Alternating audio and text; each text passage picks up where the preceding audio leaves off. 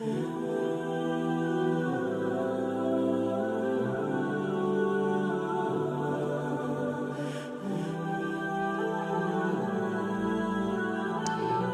dua itself, as I said, the very purpose of dua, and actually this brings me to a question that I'm going to come to in terms of obstacles.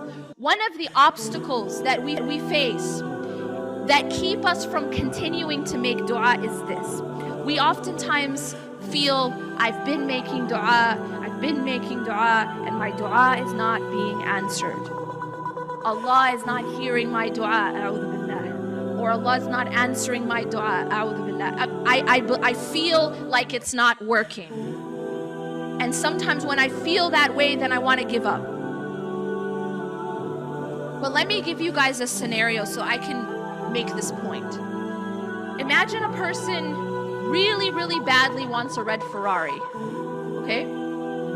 And so what this person does, because they want a red Ferrari, they know that Allah is as-Sami', right? And Allah is al-Mujib, and Allah answers. And so what they do is, they wake up every single day for tahajjud, okay?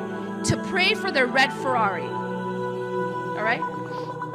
Let me actually bring an example maybe more relatable. You want to marry person X, all right?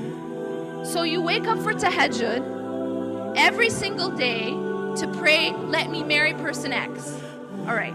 Whether it's the Ferrari or person X, but you wake up every single day for a year for tahajjud, and you cry to Allah to give you this thing. Now let me ask you this question. At the end of that year, whether you got the Ferrari or you didn't, you actually got something better. And it was in the process of making the dua that you got that thing. And what was it? What's that thing that you got that was better than the Ferrari? It's something you can't buy with all the money in the world. And that is the nearness to Allah. The fact that the process of you getting up for tahajjud and crying and begging Allah and praying and making dua was in fact bringing you closer to Him. And that nearness itself is more valuable than whether or not you got the answer to your dua.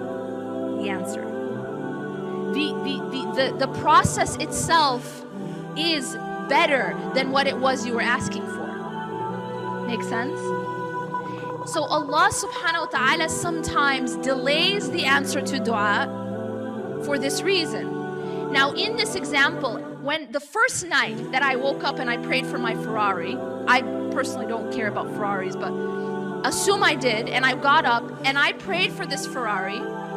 Imagine if I had gotten the Ferrari the first night. I woke up the next day and outside of my house there was a Ferrari. Just sitting there. What would I have done? I would have stopped praying. I would have stopped getting up for tahajjud. I would have done it once and that's it. And so actually by delaying the answer to my dua, it pushed me to do what?